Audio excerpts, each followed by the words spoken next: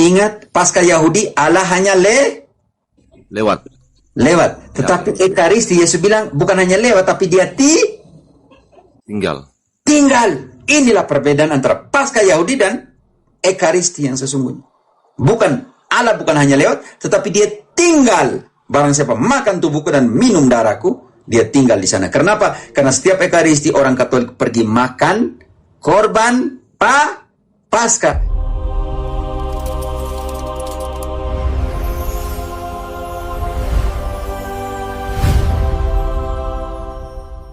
Di dalam makan Paskah atau Pesek Yahudi, mereka makan daging anak domba bantu dulu. Keluaran 12, langsung ke 27. Maka haruslah kamu berkata, itulah korban Paskah bagi Tuhan yang melewati rumah-rumah orang Israel di Mesir, ketika ia menulahi orang Mesir, tetapi menyelamatkan rumah-rumah kita. Itulah korban Paskah. Korban Paskah itu apa? Penting sekali ayat 5-nya. Anak dombamu itu harus jantan, tidak bercela. Anak domba harus jantan dan tidak bercela. Anak domba ini mereka makan atau tidak? Ayat 8. Dagingnya harus dimakan mereka pada malam itu juga. Yang dipanggang mereka harus makan dengan roti yang tidak beragi beserta sayur pahit. Jadi mereka makan apa di situ, Tuama, di Paskah Yahudi? Anak domba, daging anak domba dan roti tak beragi. Darahnya ditaruh di mana? Ayat 13. Dan darah itu menjadi tanda bagimu pada rumah-rumah di mana kamu tinggal. Apabila aku melihat darah itu, maka aku akan lewat daripada kamu. Jika tidak, akan ada tulah kemusnahan di tengah-tengah kamu, apabila aku menghukum tanah Mesir. Jadi Paskah Yahudi adalah makan daging anak domba dan roti tak beragi. Dan darahnya disilang di mana? Pintu rumah. Supaya mereka diselamatkan. Sekarang kita lihat, kalau Yesus bilang roti hidup, bahwa dalam perjanjian baru kita buat apa? Matius 26, langsung ayat 26.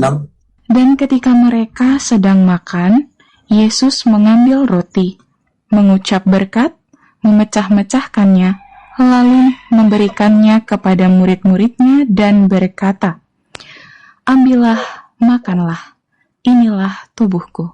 Di situ terjadi infusi, penggabungan. Di dalam Paskah Yahudi, roti dan daging anak domba dipisahkan, oke? Berbeda. Ya. Dua hal yang mereka makan, roti dan daging. Di dalam perjanjian baru, Yesus ambil roti dan mengatakan, inilah dagingku. Karena itu, yang roti hidup itu dijelaskan di sini. Yohanes 6 ayat 49. Yesus membuat pembanding kepada roti mana yang turun dari surga. Yesus bilang, akulah roti yang turun dari surga dan akulah roti hidup. Dan roti ini adalah apaku? Nenek moyangmu telah makan mana di padang gurun, dan mereka telah mati. Inilah roti yang turun dari surga. Barang siapa makan daripadanya, ia tidak akan mati. Yesus membuat pembanding situ, Tuama. Orang Yahudi makan roti mana sudah mati. Tapi sekarang inilah, aku ini adalah roti mana baru yang turun dari surga. Yang makan mana ini, yang makan aku ini akan hidup. Lanjut. Akulah roti hidup yang telah turun dari surga.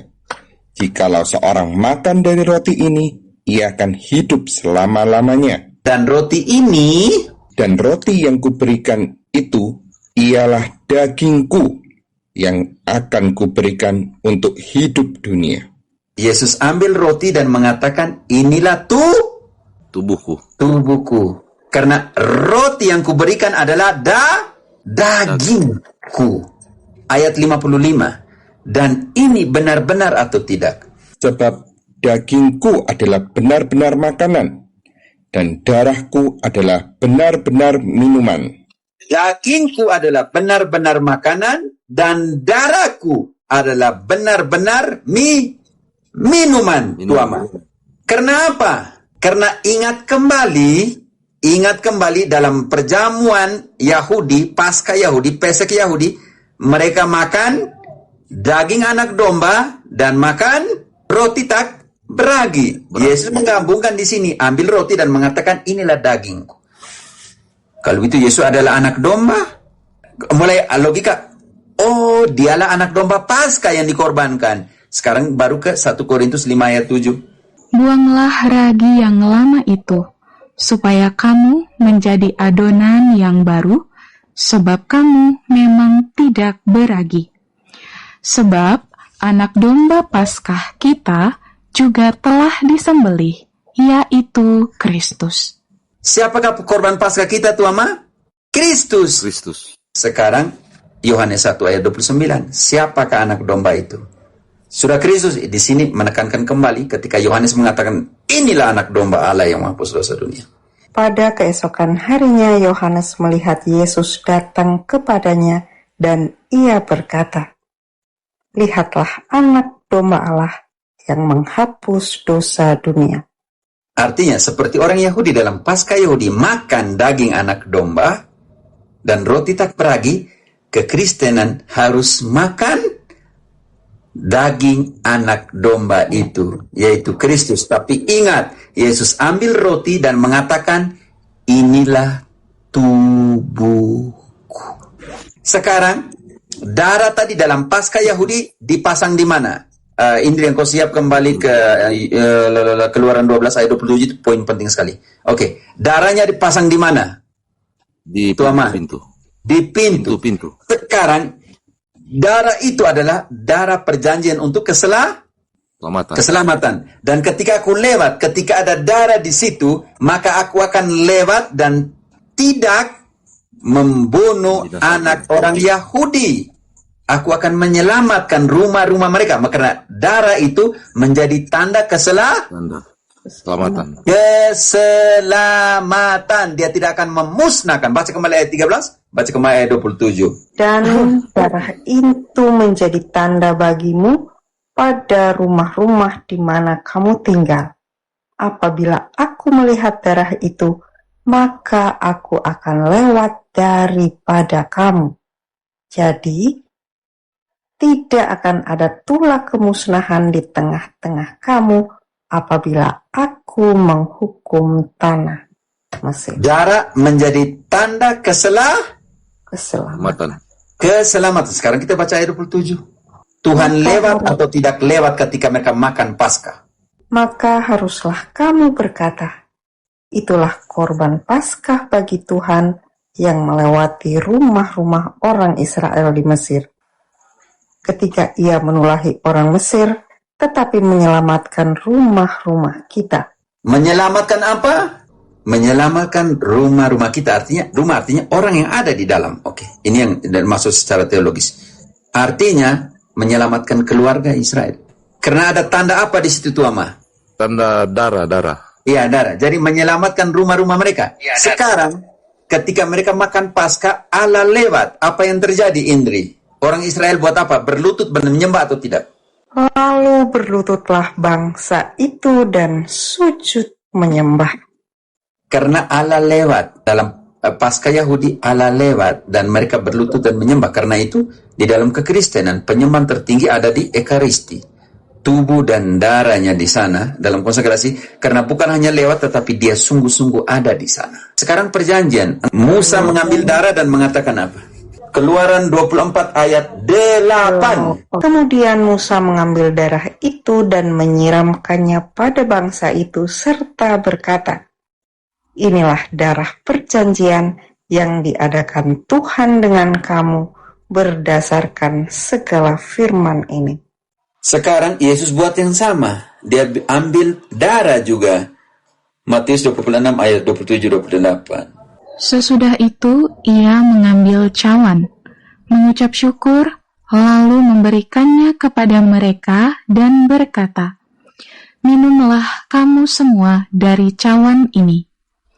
Sebab inilah darahku, darah perjanjian, yang ditumpahkan bagi banyak orang untuk pengampunan dosa. Sekarang, darah yang disilangkan di pintu, engkau sudah mengerti dalam komparasi dengan perjanjian baru. Yesus ambil piala dan mengatakan, inilah darah perjanjian yang dikurbankan untuk kalian untuk penghapusan dosa, oke? Untuk keselamatan kalian. Karena itu, barang siapa makan tubuhku dan minum darahku, Yohanes 6 ayat 54, dia tidak akan mati, dia tidak akan dihakimi. Barang siapa makan dagingku dan minum darahku, ia mempunyai hidup yang kekal dan aku akan membangkitkan dia pada akhir zaman. Dan tanda kita tinggal dengan dia dan dia tinggal dengan kita, makan tubuhnya dan minum darahnya. Ayat 56. Barang siapa makan dagingku dan minum darahku, ia tinggal di dalam aku dan aku di dalam dia. Ingat, Paskah Yahudi Allah hanya Lewat. Tetapi Ekaristi Yesus bilang bukan hanya lewat, tapi dia Tinggal.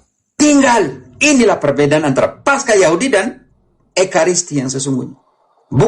Allah bukan hanya lewat, tetapi dia tinggal. Barang siapa makan tubuhku dan minum darahku, dia tinggal di sana. Kenapa? Karena setiap Ekaristi orang Katolik pergi makan korban Paskah, yaitu Yesus itu sendiri. Bagaimana cara makannya? Yesus ambil roti dan mengatakan, inilah tubuhku. Kalau begitu ada apa di tubuhnya?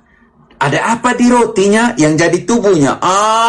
Akan dijelaskan di dalam 1 Korintus 10 ayat ke-16. Bukankah cawan pengucapan syukur yang atasnya kita ucapkan syukur adalah persekutuan dengan darah Kristus? Bukankah roti yang kita pecah-pecahkan adalah persekutuan dengan tubuh Kristus? Artinya tuama, ketika imam mengambil cawan pengucapan syukur yang ada anggur itu, inilah darahku, artinya persekutuan dengan darah Kristus. Disitulah transubstansi. Ambil roti, inilah tubuhku. Bukankah roti yang kita pecah-pecahkan adalah persekutuan dengan tubuh Kristus? Karena itu, kalau kau tidak layak makan roti dan minum dari piala itu, engkau berdosa kepada apa? Kepada roti atau anggur? Atau kau berdosa kepada apa? Bab 11 ayat 27. Jadi barang siapa dengan cara yang tidak layak makan roti atau minum cawan Tuhan, ia berdosa terhadap tubuh dan darah Tuhan. Ayat 29. Karena barang siapa makan dan minum tanpa mengakui tubuh Tuhan, ia mendatangkan hukuman atas dirinya.